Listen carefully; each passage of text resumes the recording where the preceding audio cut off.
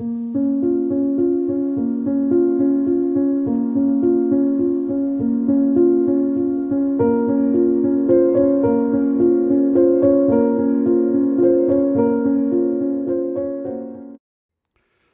caros amigos e amigas do canal Monoteísmo Racionalista. Espero que tudo esteja bem com vocês. Bem, o nosso tema de hoje será um react sobre um certo pastor judaizante e seus auxiliares que produziram um vídeo sobre a suposta mediação e condição sacerdotal de Yeshua ou Jesus, caso prefiram. Bom, é mais um daqueles vídeos que a gente assiste justamente para poder perceber até onde essas pessoas conseguem ir com as suas falácias e com seus devaneios, né? É um daqueles vídeos sofríveis que a gente tem que assistir para realmente acreditar na quantidade de absurdos que eles costumeiramente falam. Bom, o link, inclusive, desse vídeo estará na descrição deste nosso aqui. Se vocês quiserem assistir e tiverem paciência, tudo bem. Bom, mas vamos ao que interessa então. No vídeo, o pastor judaizante e seus auxiliares começam falando da questão da mediação em Israel, no Israel antigo. Eles insistem dizendo que as pessoas precisavam sim de uma mediação, pois haveria fartos exemplos disso nas Escrituras. Bom, na verdade já começaram errando, e eu vou mostrar a razão. Usar o Tanar, as escrituras hebraicas, para falar de mediação e estender este conceito até mesmo aos não-judeus é um absurdo sem tamanho. Mas por quê? Ora, simplesmente porque tudo o que ocorre no âmbito da Torá, em termos de rito litúrgico e de leis, diz respeito apenas e tão somente aos israelitas e não aos demais. Ou seja, isso não pertence aos demais povos. No vídeo, os judaizantes tentam embasar a ideia de mediação por meio do sacerdócio levítico e tentam fazer a ligação da ideia com a epístola aos Hebreus e a suposta condição de Jesus, ou Yeshua, como o perfeito mediador. O ritual do santuário, os seus utensílios, suas cerimônias, sacrifícios e ordenanças estavam e estão, de certa forma até hoje, circunscritos aos limites da nação de Israel. Em síntese, a lei, em suas ordenanças e ritos, não se aplicam aos gentios, e nunca houve um mandamento para que os judeus da época aplicassem todos esses princípios, ritos e cerimônias e os exigissem dos não-judeus.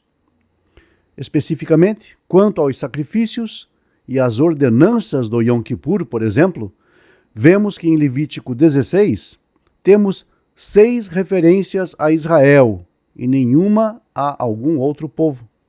Não há nenhuma menção na Escritura onde se lê que Israel deveria chamar as nações ao redor para participarem dos seus ritos nacionais sob a mediação de determinado sacerdote, incluindo o Yom Kippur, o dia da expiação, e isto por uma ótima razão. No final do capítulo 16 de Levítico, nós lemos: "E isto vos será", ou seja, para vós, israelitas, estatuto perpétuo para fazer expiação pelos filhos de Israel, de todos os seus pecados, uma vez por ano. Onde estão aqui as demais nações? Não existe. E por que isso é assim? Porque Yom Kippur, segundo a Escritura e a tradição, só expia pecados ben Adam lamakom, isto é, entre o homem e Deus, tendo por base o que diz, por exemplo, Levítico 16:30 e elaborado pelo Talmud, tratado Yoma 86b, Sugya 9 e a Mishnah Yoma 8:9. E entre os pecados ben Adam lamakom, entre o homem e Deus, o que incluímos? Violação do Shabat, das festas sagradas de Israel, Shatnes, uso de tecidos misturados, rapar os cantos da cabeça, etc. Agora, permitam-me perguntar aos pastores judaizantes, de que forma isso poderia ter uma aplicação universal aqui, sendo que nenhuma dessas leis foi dada às nações? De que forma um gentio estaria incluído neste enredo, sendo que nunca, jamais, em tempo algum, recebeu um mandamento para guardar Shabat, comer kasher, cumprir Shatnez, observar as festas? Será que não conseguem mesmo perceber a tolice que acreditam e apregoam? Fazer uma ligação dos textos bíblicos que falam sobre sacerdócio e mediação no contexto israelita e atrelar isso a Yeshua ou Jesus num outro contexto que abrange judeus e gentios ao mesmo tempo é de uma pobreza intelectual e lógica que chega a dar pena. Caros amigos e amigas do canal Monoteísmo Racionalista, uma excelente notícia. Agora podemos contar com a Livraria Monoteísta, onde você poderá adquirir obras como A Outra Face, volumes 1 e 2, e outros livros de conteúdo relevante para a sua fundamentação nos princípios da fé judaica e do monoteísmo universal, como, por exemplo, Em Defesa do Talmud, O Design Inteligente da Torá e o Livro das Últimas Coisas, além de vários outros indispensáveis para a expansão da sua cultura e conhecimento da vasta e bela tradição escriturística do povo de Israel. Digite em seu navegador livrariamonoteísta.my.canva.site, monoteísta com acento agudo no i. Dê Enter e escolha entre os vários títulos disponíveis. Clique em comprar e parcele no cartão em 2 ou 3 vezes, ou então, se preferir, pelo Pix. Muito obrigado. No vídeo, os pastores judaizantes usam o famoso texto de Isaías 53 na tentativa de dar respaldo àquilo que ensinam. É claro que eles veem esse texto como uma referência ao seu Messias em particular e tomam isso de forma axiomática, pensando que todos deverão entender assim. Acredito que eles tenham em mente o último verso da passagem, onde lemos: Portanto, eu lhe darei uma porção com os grandes, e com os poderosos ele repartirá o despojo, pelo que expôs sua alma até a morte, e com os pecadores foi contado. E ele levou os pecados de muitos, e pelos pecadores intercede. Esta é a única passagem de Isaías 53 que trata diretamente de intercessão, ou mediação do servo pelos demais. Bem, mais uma vez começam tudo errado. Notem a primeira parte do verso. Eu lhe darei uma porção com os grandes. Se isto refere-se a Jesus ou Yeshua, isto quer dizer então que quando do seu suposto reino, ele ainda deverá dividir o poder com os grandes? Não seria o seu domínio absoluto sobre todas as nações? Quebraria com vara de ferro, as nações? Dividir não parece aqui ser uma referência a um suposto Messias?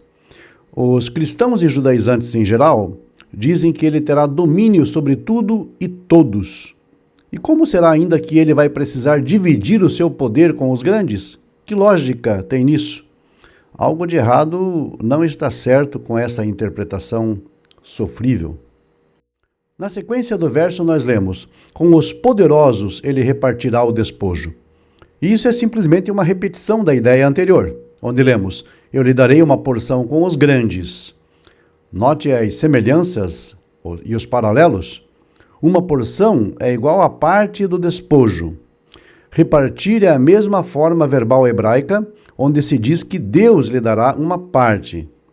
E finalmente, poderosos, que aqui é só mais uma outra palavra para se referir aos grandes. Paralelismo sinônimo. Um paralelo sinônimo, mais nada. No entanto, a segunda parte é ainda mais clara. O servo repartirá os despojos. De quê? O que é despojo? Despojo é aquilo que sobra de uma guerra, bens materiais em geral, ou algo recuperado de um agressor que saqueou propriedade alheia. E segundo o texto, é isto que o servo repartirá com os poderosos. Mais uma vez, a ideia aqui não fecha com o que se apregoa sobre o Messias dos judaizantes.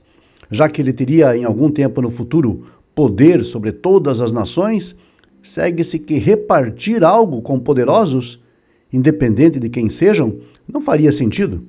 O texto certamente não tem nada a ver com o pressuposto judaizante de que aqui teríamos então uma referência ao seu Messias em particular.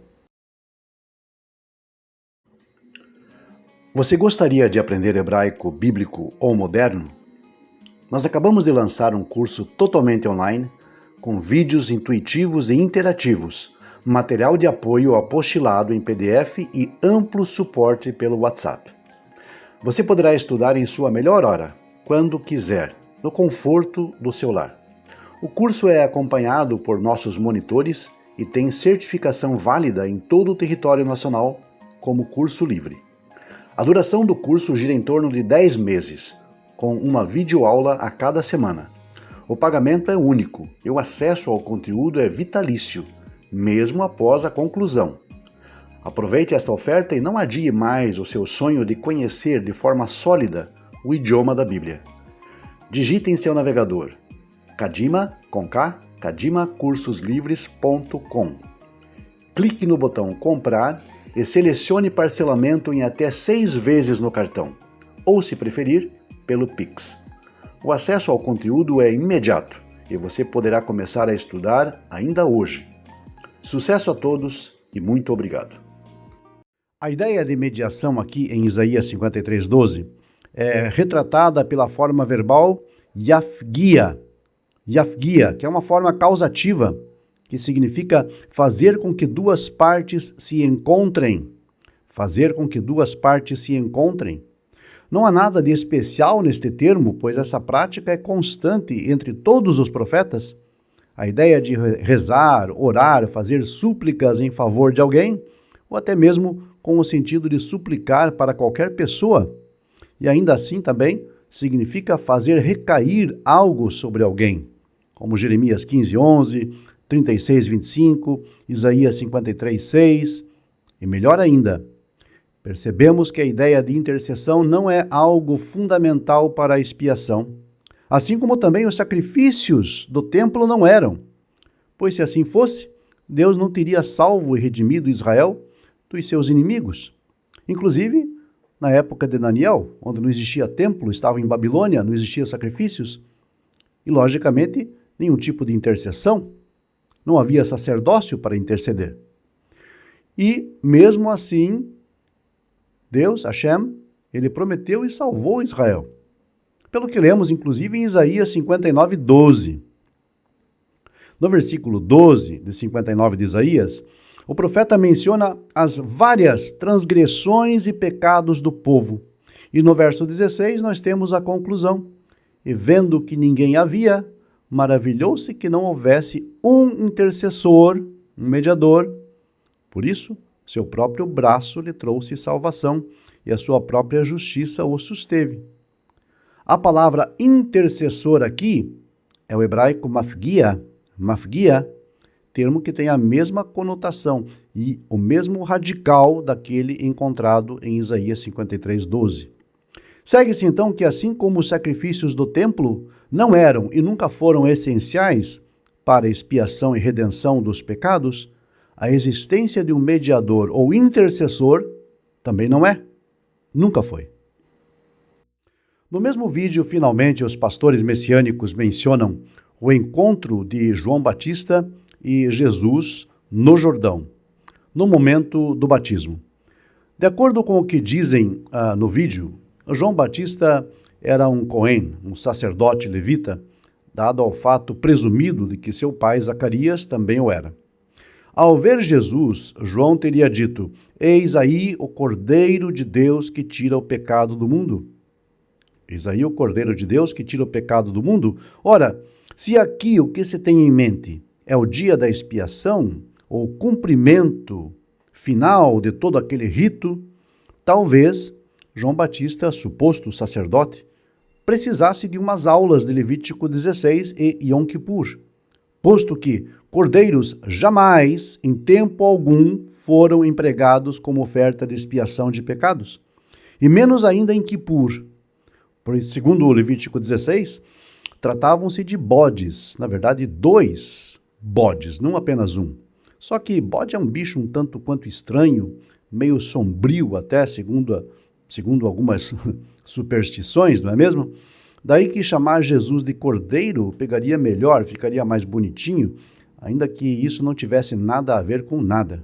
Mas tudo bem, isso só confirma o que todo mundo aqui já sabe. As alegações do Novo Testamento são pura ficção, pura fantasia para alegrar tolos, distraindo nécios do caminho da Torá e fazendo com que caiam nas ciladas do erro. E acreditem, muitos ainda se orgulham de manterem-se na ignorância. Fique bem longe disso. Conselho de quem já andou por esse caminho por muitos anos. Caríssimos amigos e amigas deste canal, chegamos ao final de mais um vídeo. E eu espero sinceramente que ele sirva de ajuda a todos no caminho do monoteísmo e da evolução de cada um de vocês. Agradeço aos inscritos deste canal, sempre ressaltando a importância de você curtir e compartilhar nosso conteúdo. Também gostaria de agradecer aos membros desse canal e convidar você a conhecer os benefícios de se associar ao monoteísmo racionalista. Clique em ser membro logo abaixo do player, conheça os benefícios e assine um dos 3 níveis disponíveis: Talmidim, alunos, Bonim, construtores e Haverim, amigos. A sua participação é apreciada e muito importante para o futuro do nosso canal. Caso deseje, também poderá contribuir com qualquer valor pelo código PIX que aparece aqui ao lado. Muito obrigado a todos vocês.